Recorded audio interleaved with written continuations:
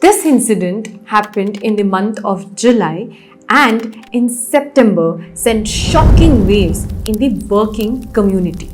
Anna, a 26-year-old girl who had moved away from her hometown and was working in a new company, new city, new people, new organization, and yet the management, instead of being considerate about her situation, took advantage of this and assigned her with a lot of work, due to which she ended her life in just 4 months of joining the company. How many of you can relate to overworking at your workspaces, even though you have gone and asked your managers to reduce your work time or to understand that you have other commitments, but you received a no? And this no was not once but on multiple instances. How did you feel? What did you experience? And why do you think there is a tussle between a manager and an employee, always related to overworking? Even Narayan Murthy, when he spoke about the controversial statement of an employee working for more than 70 hours in a week, sent a shocking waves in everybody's mind as to how a person can work 70 hours in a week. So why is this a constant issue that everybody in the working community talking about? Let's decode it today. Anna Sebastian was born in Kochi and comes from a very humble background. She was a brilliant student right from her school days and was always participating in debate competitions.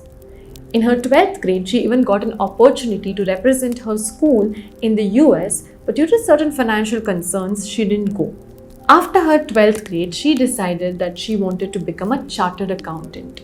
She started preparing for it and slowly cleared her inter in the first attempt.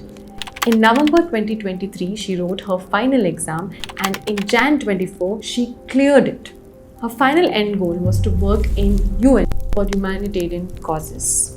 In March 2024, she got a job offer to work in EY Pune office. Her parents were not really happy with this, but she insisted, saying that she wanted to work, be independent, and know more about the world. After a lot of fighting, she went to Pune in March 2024 to start her work in EY Pune. All of us are very ambitious when it comes to our first job and career. We are ready to make sure that we give 100% to the company. And sometimes we even overwork ourselves with the hope that if we do it in our first job well, we will get a good recommendation letter which can help us to move up in the career ladder. This was something that even Anna did in her job. Even though there were a lot of tasks that were allocated to her, she accepted it and started working on it with the hopes of ensuring that her future is secured. On July 6th, she was overjoyed as the next day was her convocation, and she was so excited that she made sure that she booked the tickets for her parents with her own hard-earned money, and she wanted to see her parents feeling proud about her.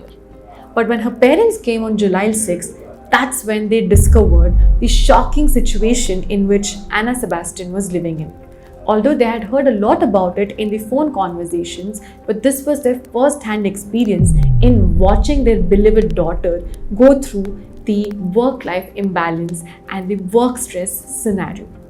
On July 6th, when her parents came, she was not keeping that well and she was constantly complaining about a heartburn.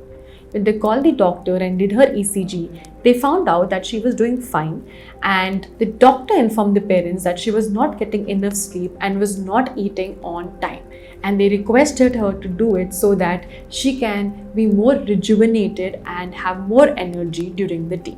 Even though she was not keeping well, she worked late night till 1 a.m. and on July 7th, the day of her convocation, they arrived late and left early, as her manager was not ready to give her an off as there was a lot of work pending.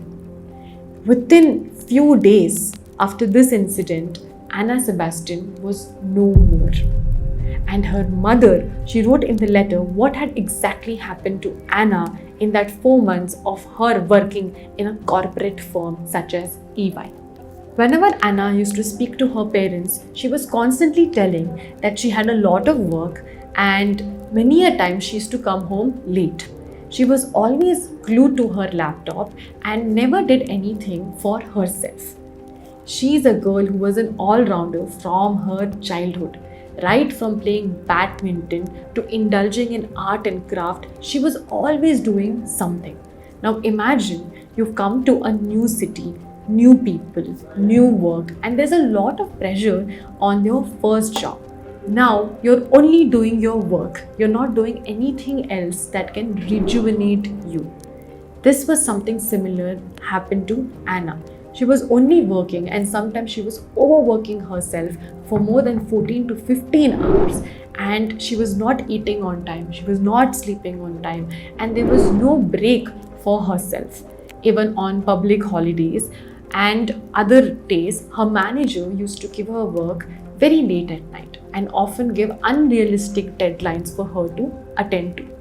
Her parents were not okay with this scenario, but Anna constantly kept convincing her parents that she would work in EY for 1 year and then she will quit this job and move to another place wherein she will have better experience and better exposure. Who knew that all these dreams would come shattering down in 4 months of her employment in EY? I'm a therapist, and whenever in our counseling sessions also a lot of working professionals come, we often emphasize about self-care. Now, we take self-care for granted, but let me explain to you how important is self-care when it comes to your working life. So imagine you're working for almost 10 hours every day. So you require a certain amount of energy for you to ensure that the work that you do has a good output, right? So you need some sort of energy. Very similar to a phone, right? So a phone, when it is 90% charged, the way in which it functions is much more efficient as compared to when the phone is having 4% charge, right? So even with humans, it is very important that we do some activities to rejuvenate ourselves. So in case of Anna, she was an all-rounder who played badminton, indulged in arts and crafts, and a lot of other extracurricular activities. Now she's not doing this for a long period of time. So what happens to her productivity and efficiency is that it keeps depleting. So every single day you end up waking up feeling demotivated or de-energized. Even the simple task can take a lot of time for you to complete because you are working on low energy. And also, when there was investigation done on the case of Anna Sebastian, when the news reached everybody in the month of September, the social media became viral about the working conditions in multiple different companies. So every organization needs to be registered to Shops and Establishment Act. It was found through investigation that EY Pune was not registered to Shops and Establishment Act from 2007. So every company needs to register themselves in the Shop and Establishment Act, which has a set of guidelines for the organization to follow with respect to working hours, payments, overtime, and all of the other conditions that is very essential to protect the interests of the employees. So it was noted that EY Pune had not registered from 2007 and only started the registration process in the month of February 2024. Now, what is the Shops and Establishment Act and how is it very important? Like I mentioned, it gives you a lot of regulations to ensure that the employees are not exploited by the organization. So this was a practice that was begun in the UK in the 19th century, and after independence, India also started to implement this. So every state has its own Shops and Establishment Act, and every organization, whether you have an office or even an online presence, needs to register for this particular thing. So this ensures that the employees' rights and employees are not exploited. So since EY Pune did not register under Maharashtra Shops and Establishment Act, they missed out on a lot of different things. For example, in Maharashtra, a person can only work for 9 hours in a week, and in extreme situations or special conditions, only when the person can work for 10 hours. So for women also, there's a stipulated working time. So they can work anytime between 7 a.m. to 9:30 p.m. and in special situations, the extension can be done till 10:30 p.m. So if you look at Anna's case, she was working till 1 a.m. and this is something that is against the Shops and Establishment Act. So only this case has created a huge storm, as many companies often don't register themselves to the Shops and Establishment Act, and even if they do not adhere to the rules and regulations. So it is very important for employees to know that such a provision is present, and if they are working for more than 10 or 11 hours, there's also overtime fee stipulated, and the overtime fee is actually 2 times more than the base salary. So in Anna's case, she was not paid extra for her overtime as well. So as employees, you can always go to your state's Shops and Establishment Act and understand what are the rules, regulations, holidays, work timing, how much of overtime pay you're entitled to. All of these things will help you to protect yourself against certain rules and regulations which the companies can put forth upon you. Now let's get back to Anna's case. So as I mentioned in the beginning of the video as well, there is always a tussle between manager and employee with respect to overworking or with respect to any kind of office politics that happens between a manager and an employee. So why is it that this happens? So for this, we need to understand the mindset of the employee and a manager or founder. So how do we understand this? I'll give you a small example. So imagine you're going on a road trip. So there are 2 people. One is a driver, another person is the passenger. So the perspective of the passenger is to ensure that they enjoy the trip by having good views, good music, comfortable seating, ensuring that their phone has good plug points for recharge and so on. But for a driver, the perspective of the same road trip could be a little different. Obviously, they want all of these things, but there's also certain things that is added to, like how much of petrol is there in the car, what is the speed limits, what is the road signs that is appearing in front of them, the people around if they're trying to cross the road to ensure that the speed is controlled. So these are other aspects that the driver has to look forward to, other than the aspects that the passenger looks. So this is a similar situation when it comes to an employee and a manager. So if you look at employees, their mindset is mostly related to here and now. They just want to ensure that their work is done, they have a good work-life balance, get a good salary, and ensure that their promotions are set. So now imagine once a person is promoted and they become a manager, or they are the founder of the organization. So they are more or less like the driver, right? They have to think of multiple aspects in the same particular organization or particular job description. So a manager or the founder is like Tony Stark from Iron Man. They have to think 10 steps ahead, and they have a lot of pressure and expectation as they have to align most of the work to the organization's vision and goal. They have a lot of targets to keep and also ensure that the people working under them are satisfied. They have to focus on the growth strategy and a lot of different factors. Sometimes they end up working late at night and take certain tough calls as well, because they are more focused on growing the company and meeting the targets of the company. So if you see, both the employee and the manager are working towards ensuring that the work of the organization is done, but they each have very different perspectives. So similar to, for example, Batman and Superman. So Batman is more about, having a bigger picture. They want to protect the entire town. They want to ensure that, they take calculated risks and make sure that the people of Gotham is safe. But Superman, on the other hand, is more focused on their own intrinsic personal goals.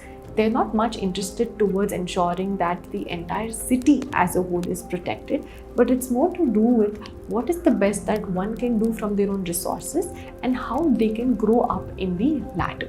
So this is the difference between the two, which often causes a tussle. So it's not necessary that a manager is not empathetic or wantedly wants to overwork a particular employee. It's mostly to do with how they are seeing that particular situation. So in case of Anas, what happened was that the manager had their own pressures, had their own commitments, and sometimes they looked at the employees for their help, forgetting that these employees were more focused on their intrinsic growth rather than having a bigger picture of making the entire organization work structure to become better.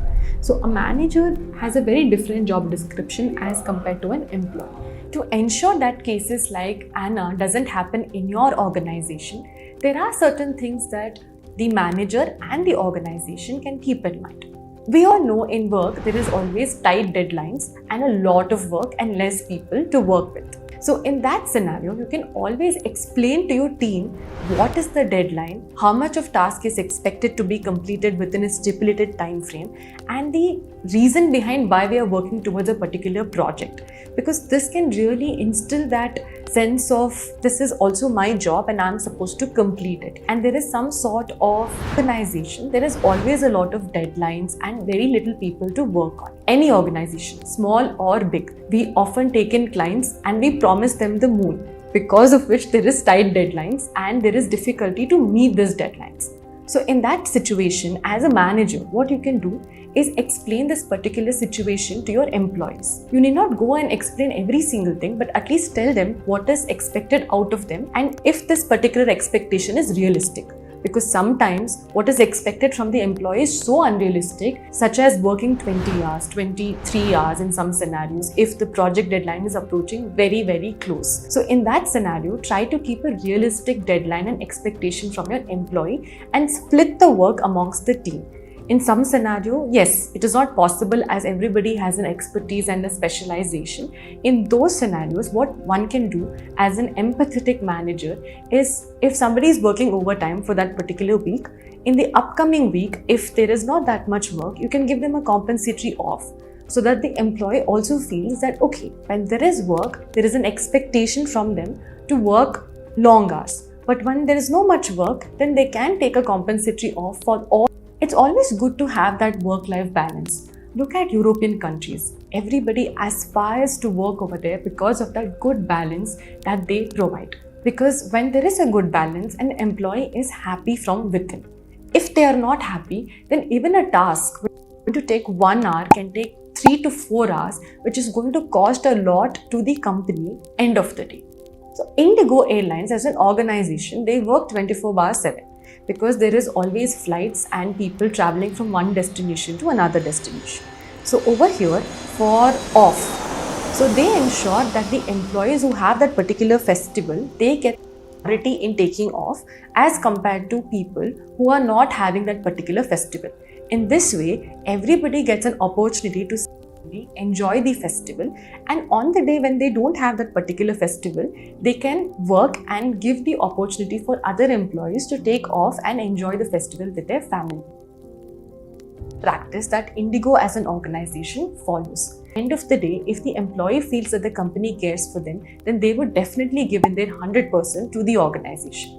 But if the employee feels that the company is just using their expertise and skills, they will also treat the company as something that gives them money and they won't be that committed to the organization. So you can rather create an organization when people are committed to the work rather than them feeling like, okay, this is just a place that they come to do money and they are not putting in their 100% to build or grow the organization. So as an organization, yes, you do make a lot of money, but it is also important that you take care of the well-being of your employees. You might not be able to share the profits or all the rewards that you get in. I understand there are a lot of expenses and a lot of legal aspects that one needs to take care of. But it is also important to ensure that the employees that work in your organization are happy and they also feel that their well-being is taken care of. And sometimes when you make a lot of money, if the productivity of your employees are not high, then you will be incurring more cost than making any kind of benefit. So at Happy Lab, we do get a lot of employees who come and speak about work-life imbalance that they face at their organization, and it impacts them in so many different levels. their eating habits are not fine, their sleeping habits are not fine, they're not able to socialize. So these are all the things that is essential for a person to be happy and productive.